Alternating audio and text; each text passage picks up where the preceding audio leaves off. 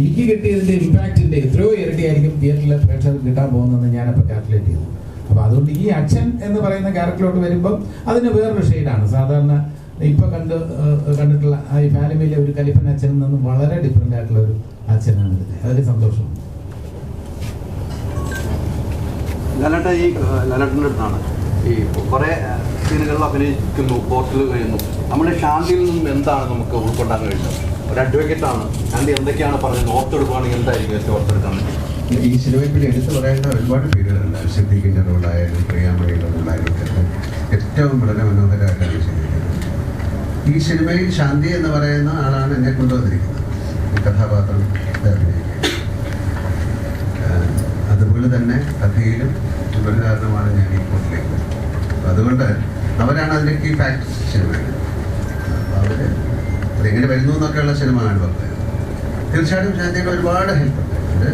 Advocate നമുക്കറിയില്ലല്ലോ. ചില ഇപ്പോൾ for example ഇപ്പോൾ ജഡ്ജിൻ്റെ നമ്മൾ തിരിച്ച് സീറ്റിലേക്ക് വരുമ്പോൾ പുറം ബാക്ക് കാണിക്കാൻ പാടില്ല, ബിഹേവിയർ പാറ്റേൺ ഒരുപാട് തരത്തിലുള്ള കാര്യങ്ങളുണ്ട്. അവർ വരുമ്പോൾ എണീക്കുന്നത് ഇരിക്കുന്നതൊന്നും നമ്മൾ അങ്ങനെ കോടതിയിൽ കയറിയിട്ടുണ്ട്, പക്ഷേ സ്ഥിരമായിട്ട് പോകാത്തതുകൊണ്ട് അതിനെക്കുറിച്ച് അറിഞ്ഞു. അപ്പോൾ അത്തരത്തിലുള്ള വളരെ മൈന്യൂട്ട്, അത് പെട്ടെന്ന് ഒരാൾക്ക് പറഞ്ഞു കൊടുക്കാൻ പറ്റില്ല. ഇങ്ങനെ ക്രോസ് ചെയ്യാൻ പാടില്ല, അല്ലെങ്കിൽ ഇങ്ങനെ പറയുമ്പോൾ ഇങ്ങനെ കുടിക്കുന്ന ഒരുപാട് കാര്യങ്ങൾ പോകുന്ന അങ്ങനെ ഒരുപാട് കാര്യങ്ങളുണ്ട്. അപ്പം അത്തരത്തിൽ ഒരുപാട് സഹായം എനിക്ക് മാത്രമല്ല സിദ്ദീഖിനായാലും. കാര്യം ഒരു പുതിയ ഇത് റിയലിസ്റ്റിക് ആയിട്ട് മാക്സിമം നന്നായിട്ട് ചെയ്യണം എന്നുള്ളതാണ്. അപ്പോൾ പലപ്പോഴും നമ്മൾ പല കൂട്ട് സീനുകൾ സിനിമയിൽ കാണുന്നതൊന്നും അല്ല ശരിക്കും. നിങ്ങൾ തമ്മിലുള്ള കെമിസ്ട്രി എന്താണ്? നിങ്ങൾ തമ്മിലുള്ള കെമിസ്ട്രിയാണ് എനിക്കറിയില്ല. ഞാൻ ഡാൻസാറിൻ്റെ അടുത്ത് ആദ്യം പോയി ദൃശ്യത്തിൻ്റെ ഒരു കഥ അദ്ദേഹത്തിന് ഇഷ്ടപ്പെട്ടു. ഞാൻ കൊടുക്കുന്ന കഥ ഇഷ്ടപ്പെടുന്നു, അതുകൊണ്ട് ചെയ്യുന്നു. ഞാനിപ്പോൾ ഒരു കഥ ചെയ്യുമ്പോൾ അദ്ദേഹത്തിന് ഇഷ്ടപ്പെട്ടില്ല, അദ്ദേഹം ചെയ്യില്ല, അത്രേ ഉള്ളൂ. It's very simple. അപ്പോൾ പക്ഷേ നമ്മൾ കുറച്ചാൾ ഇങ്ങനെ വർക്ക് ചെയ്ത് കഴിയുമ്പോൾ, രണ്ടു മൂന്നോടെ വർക്ക് ചെയ്യുമ്പോൾ നമുക്ക് മനസ്സിലാവും. ഇപ്പം ഡാൻസാർ ഇത് ചെയ്യുമ്പോൾ ഓക്കെ ഇതാണ് അത് ഉദ്ദേശിച്ചത് മനസ്സിലാവും, ഞാൻ എന്താണ് ഉദ്ദേശിക്കുന്നത് മനസ്സിലാവും. അതങ്ങനെ ഒരു സിങ്ക് ആവും. അതുണ്ട്. ഇഷ്ടപ്പെട്ടാൽ പിന്നെ ബാക്കി റെസ്പോൺസിബിലിറ്റി ഉണ്ട്. അത് ആൾക്കാരിലേക്ക് നന്നായി ചിന്തിക്കാം. ലാലേട്ടാ, മലയാള പ്രേക്ഷകര് മോസ്റ്റ് എക്സൈറ്റഡ് ആയിട്ട് കാത്തിരിക്കുന്ന ഒരു പ്രോജക്റ്റ് ആണ് മലൈക്കോട്ടെ വാലിബൻ. തിയേറ്ററിൽ തീ പറഞ്ഞു.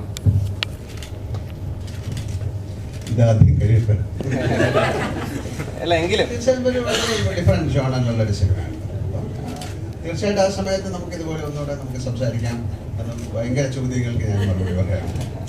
നല്ല എല്ലാ സിനിമയും നമ്മൾ തുടങ്ങുമ്പോൾ നേരത്തെ ഇത് ഏറ്റവും വലിയ സിനിമയായി മാറണേ എന്ന പ്രാർത്ഥനയോടുകൂടിയാണ് അതിലെല്ലാവരും വർക്ക് ചെയ്യുന്നത്.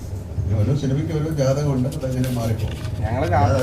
തീർച്ചയായിട്ടും നമുക്ക് തോന്നിയ ഒരു വികാരം ആ സിനിമയിലുണ്ടെങ്കിൽ അതാണ് എക്സ്പെക്ടേഷൻ. അത് ആ സിനിമ കണ്ടിട്ടേ പറയാൻ പറ്റുള്ളൂ. നമുക്ക് കിട്ടിയിരിക്കുന്ന ജോലി ചെയ്യുന്നു, നമ്മുടെ കൂടെ ഉള്ളവരുടെ കൂടെ സഞ്ചരിക്കുന്നു. പിന്നെ അത് പുറത്തിറങ്ങി കഴിയുമ്പോഴാണല്ലോ ഞാൻ വിചാരിച്ച പോലെ പറ്റിയില്ല, എന്താണ് വിചാരിച്ചതെന്ന് ഞങ്ങൾക്ക് അറിയാനും. അപ്പം അതിന് വലിയൊരു എന്താ പറയുക, ഇതൊരു സീക്രട്ട് റെസിപ്പിയാണ് സിനിമ എന്ന് പറയുന്നത്. അതുകൊണ്ടാണ് നമ്മുടെ തീ പാറട്ടെ. തീർച്ചയായിട്ടും ഒരുപാട് പരിമിതികളുള്ള ക്യാരക്ടറൈസേഷനിൽ ഒരുപാട് പരിമിതികളുള്ള വേഷമാണ് നേരിടുന്ന ട്രെയിലർ കണ്ടപ്പോൾ തോന്നി. അങ്ങനത്തെ ഒരു വേഷം ഒരു ക്യാരക്ടർ എടുത്ത് ചെയ്യുക എന്നുള്ളത് തന്നെയാണോ നേരത്തെ ഒരു എക്സൈറ്റ്? അതെ, എനിക്ക് കഥ പറഞ്ഞപ്പോഴും എന്നെ എക്സൈറ്റ് ചെയ്തൊരു ഫാക്ടർ അതാണ്. ട്രെയിലറിന്റെ ആൾക്കാർക്ക് മനസ്സിലായത് തന്നെ ആയിരിക്കും. അപ്പം അങ്ങനൊരു ക്യാരക്ടറിന്റെ മെന്റൽ സ്പേസിൽ നിന്ന് അത് പെർഫോം ചെയ്യാന്നുള്ളത് എനിക്ക് വലിയൊരു ചാലഞ്ച് തന്നെയായിരുന്നു. ചെയ്യാത്തൊരു ക്യാരക്ടർ ആയതുകൊണ്ടും എൻ്റെ എനിക്കൊരു ടാസ്ക് എന്ന് വെച്ചാൽ അതിൻ്റെ ആ ഒരു ക്യാരക്ടറിന്റെ മെന്റൽ സ്പേസിൽ നിൽക്കുക എന്നുള്ളത് തന്നെയായിരുന്നു. അത് എനിക്ക് മൊത്തത്തിൽ പടം കഴിഞ്ഞപ്പോഴും എൻ്റെ ആക്ടിങ്ങിൽ ഞാൻ ഭയങ്കര സാറ്റിസ്ഫൈഡ് ആയിരുന്നു. മൊത്തത്തിൽ കഴിഞ്ഞപ്പോഴും ഇപ്പോൾ ഡബ് കഴിഞ്ഞപ്പോഴായാലും ഞാൻ ആസ് ആൻ ആക്ടർ എൻ്റെ പെർഫോമൻസിൽ ഞാൻ ഭയങ്കര സാറ്റിസ്ഫൈഡ് ആയിരുന്നു. ഇപ്പോഴും ഓരോ സീൻ എടുക്കുമ്പോഴും അതൊരു ഹാപ്പി ആക്സിഡന്റ് പോലെ സംഭവിക്കണേ എന്ന് വിചാരിച്ച് ഒട്ടും പ്രിപ്പയർ ചെയ്യാതെ തന്നെയാണോ ഈ സിനിമയിൽ നേരിൽ സമീപിച്ചത്? കാര്യം നേരിൽ കുറച്ചുകൂടെ ഇപ്പം നമ്മൾ ഡയലോഗ്സ് ഒക്കെ നമുക്ക് ഇഷ്ടം പോലെ ഒന്നും പറയാനില്ല, കാര്യം മാറ്റി പറയാറുണ്ട്. കുറച്ചുകൂടെ നമ്മളതിനെക്കുറിച്ച് കുറച്ചുകൂടെ എന്താ പറയുക സീരിയസ് അപ്രോച്ച്. പക്ഷേ മറ്റ് സിനിമകളിൽ നമ്മൾ കുറച്ചുകൂടെ റിലാക്സ്ഡ് ആയി. ഇതിൽ കുറച്ചുകൂടെ നമ്മൾ ഡയലോഗൊക്കെ പറയുന്നതും ഒരുപാട് ഭാഷയുണ്ട്, പിന്നെ കേസ് നമ്പർ, കാര്യങ്ങൾ പറയുന്ന രീതി, മോഡുലേഷൻ. അപ്പോൾ അതുകൊണ്ട് കുറച്ചുകൂടെ കെയർഫുള്ളായിട്ട് തന്നെയാണ് എല്ലാവരും ചെയ്യുന്നത്. പിന്നെ ഇതിന് എന്താ പറയണ്ട, ഒരു വേറെ രീതിയിൽ ഇതിനെ പ്രസൻറ്റ് ചെയ്യാൻ പറ്റാത്തതുകൊണ്ട് ഇതിനൊരു നിയമമുണ്ടല്ലോ. അപ്പോൾ ഉൾക്കൊണ്ട് അതിൻ്റെ ഉള്ളിൽ നിന്നുകൊണ്ട് ഈ കഥാപാത്രത്തെ അവതരിപ്പിക്കുന്നത് നമുക്കിഷ്ടം പോലെ ചെയ്യാൻ പറ്റില്ല. ഒരു ക്യാരക്ടറിന് നമുക്ക് അതിൻ്റെ ആ ക്യാരക്ടറിൽ നിന്നുകൊണ്ട് ചെയ്യാൻ പറ്റും. അങ്ങനെ അത്തരത്തിലാണ് ഈ സിനിമ. ഇപ്പോൾ എന്താ പറഞ്ഞാൽ ജഗദീഷ് നേരത്തെ പറഞ്ഞ ജഗദീഷിൻ്റെ ഏറ്റവും നല്ലൊരു റോളാണ്. കുട്ടിയുടെയും ആയാലും വളരെ നന്നായിട്ടാണ് ഞാൻ ഡബ് ചെയ്തപ്പോഴൊക്കെ ചെയ്തിരിക്കുന്നത്. അതൊരു വളരെയധികം ബോൾഡായിട്ടുള്ളൊരു പെൺകുട്ടിയുടെ റെപ്രസെൻറ്റേഷനാണ്. നമ്മൾ ആ സിനിമയിൽ അത് പറയുകയും ചെയ്യുന്നുണ്ട്. ഏറ്റവും കൂടുതൽ നിസ്സഹായനായ ഒരു അച്ഛനായിട്ടാണ് ജഗദീഷ് ചെയ്തിരിക്കുന്നത്. ഒക്കെ വളരെ എന്താ പറയുക, നമുക്ക് ഒരു പക്ഷേ വളരെയധികം എന്താ പറയണ്ട സങ്കടം തോന്നുന്ന ഒരു സിനിമയായിരിക്കും. ഫൈനസ്റ്റ് ഓഫ് ആക്ടേഴ്സും കൂടി ഉണ്ടല്ലോ നേരിട്ട്. ഇപ്പോൾ പ്രിയാമണിക്ക് ഓപ്പോസിറ്റ് ഗ്രാൻഡ് മാസ്റ്ററിന് ശേഷം നിൽക്കുന്നു, അല്ലെങ്കിൽ ഇപ്പോൾ ദൃശ്യത്തിൽ ലാലട്ടൻ അവർ തമ്മിലുള്ള ഒരു ഇമോഷണൽ കുക്കും കൂടിയുണ്ട്. നേരിൽ അതിന് ഒരുപാട് മാറ്റങ്ങളുണ്ടോ? നേരിലും അതുപോലെ അത്തരത്തിലുണ്ട്, പക്ഷെ അത് വളരെ എന്താ പറയുക സൂപ്പർഫിഷ്യലാണ്. തരത്തിൽ നിൽക്കുന്നത് അകത്തേക്കൊന്നും നമ്മൾ ഇറങ്ങിയിട്ടില്ല. പക്ഷെ ആ സിനിമ വളരെ സീരിയസ് ആയിട്ട് ചിന്തിച്ചു കഴിഞ്ഞാൽ അവർക്ക് തമ്മിൽ പല റിലേഷൻ ഉണ്ടായിരുന്നതാണ്. അവര് അത് ആ സിനിമയുടെ എൻഡിലൊക്കെ അത് വളരെ സെറ്റിലായിട്ട് നമ്മളത് കാണിക്കുന്നു. എല്ലാം ഞാൻ പറഞ്ഞു. ഈ അച്ഛൻ കഥാപാത്രങ്ങളാണല്ലോ ഇപ്പൊ നേരത്തെ പറഞ്ഞ പോലെ കൂടുതലും ഇപ്പോൾ വന്നുകൊണ്ടിരിക്കുന്നത്. നമ്മൾ പല അച്ഛൻ കഥാപാത്രങ്ങൾ കണ്ട് വന്നുകൊണ്ടിരിക്കുകയാണ്.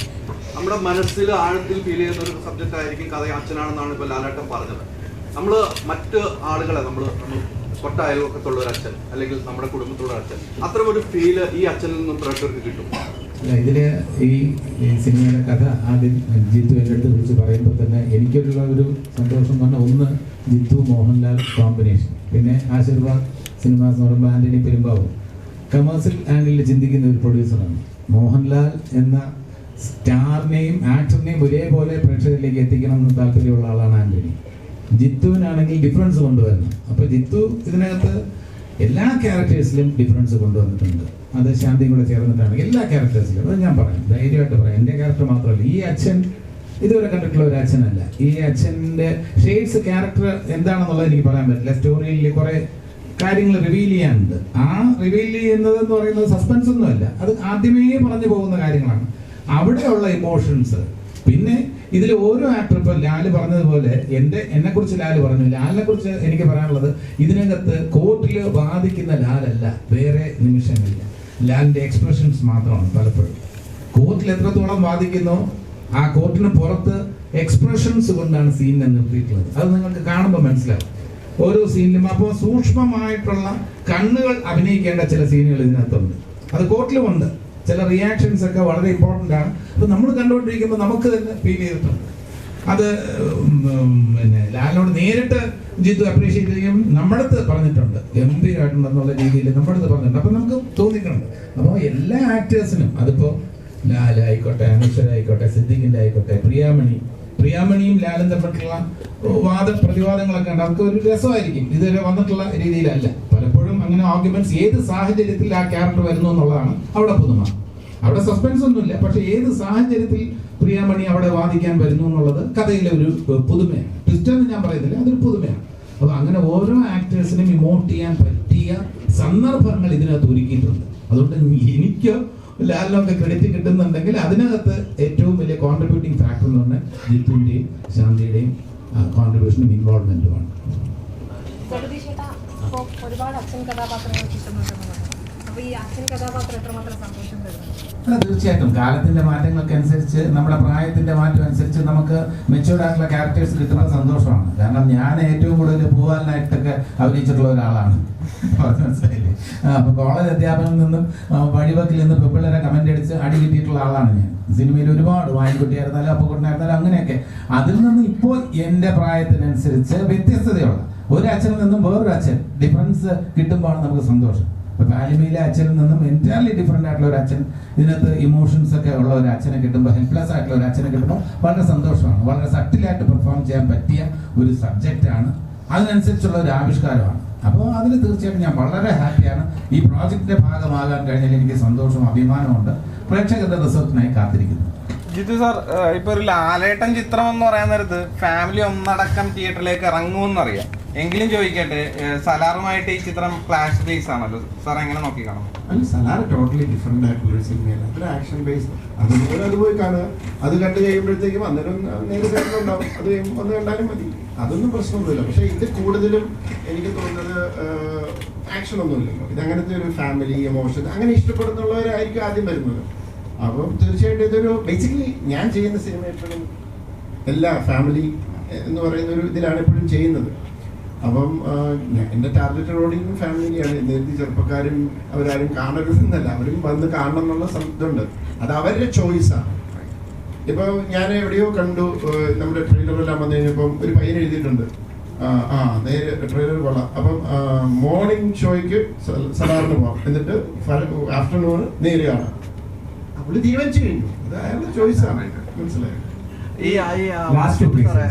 നമ്മളിപ്പം കുറെ പ്രൊഡ്യൂസർമാരുടെ കൂടെ സിനിമ ചെയ്യുന്നുണ്ട്. നമ്മൾ ആന്റണി ചേട്ടനിലേക്ക് എത്താൻ എളുപ്പമാർഗം അദ്ദേഹത്തിന്റെ നമ്പർ വിളിച്ചു നോക്കുക, ഓഫീസിൽ ചെന്ന് നോക്കുക. അതാണ് എനിക്ക് തോന്നുന്നത് എളുപ്പമാർഗം. നിങ്ങളുടെ ഒരു വിശ്വാസമാണല്ലോ, ജിത്തു സാറിനോട് ഒരു വിശ്വാസമാണ് ആന്റണി ചേട്ടൻ. അതാണല്ലോ നിങ്ങൾ എപ്പോഴും കൈകോർത്ത് പോകുന്നത്. വിശ്വാസമുണ്ട്. പക്ഷെ ആന്റണിക്കും കഥ ഇഷ്ടമാണ്. പ്രൊഡ്യൂസറാന്ന് പറഞ്ഞ വ്യത്യാസം പോകുന്നു. ഓക്കെ, നമ്മുടെ പരിചയമുള്ള ഒരാളല്ലോ ചോദിച്ചത്. അങ്ങനെയല്ല, സിനിമ കഥ കേൾക്കുമ്പോൾ ആന്റണിക്കൊരു ജഡ്ജ്മെന്റ് ഉണ്ട്. ആന്റണിക്ക് നിങ്ങൾക്ക് ആർക്കും അറിയാൻ പറ്റാത്തൊരു കാര്യം ഞാൻ പറയാം. പണ്ട് ഞാൻ വേറൊരു എൻ്റെ രണ്ടാമത്തെ പടം മമ്മി ആൻഡ് മീ എന്ന് പറയുന്ന സിനിമ, അതിന്റെ പ്രൊഡ്യൂസർ ജോയ് തോമസ് കേട്ട് കഴിഞ്ഞാൽ അദ്ദേഹത്തിന്റെ സുഹൃത്താണ് ആന്റണി പെരുമാ. അദ്ദേഹം പറഞ്ഞു ആന്റണിയുടെ അടുത്ത് ആന്റണിയെ അറിയാം, പക്ഷെ ഞാൻ സിനിമ ചെയ്തിട്ടില്ല, ഒന്ന് കഥ പറയണം എനിക്ക് എന്ന് പറഞ്ഞു. ഞാൻ അടുത്ത പ്രൊജക്റ്റ് അടക്കിയായിരുന്നു. കാരണം അദ്ദേഹം ചെയ്യുന്ന പടങ്ങളുടെ കാര്യം ഞാൻ ചെന്ന് കഥ പറഞ്ഞപ്പോൾ ആന്റണി ചെയ്തിട്ടൊരു ഉഗ്രൻ സിനിമ ജോയ് തീർച്ചയായിട്ടും ചെയ്തിരിക്കണമെന്ന് പറഞ്ഞു. അദ്ദേഹത്തിന്റെ ജഡ്ജ്മെന്റ് ഉണ്ട്. അപ്പൊ അദ്ദേഹം കഥ കേട്ടിട്ട് അദ്ദേഹത്തിന് ഇഷ്ടമായാലാണ് പ്രൊഡ്യൂസർ ഇൻവെസ്റ്റ് ചെയ്യുമ്പോൾ അത് ചിന്തിക്കുകയാണ്.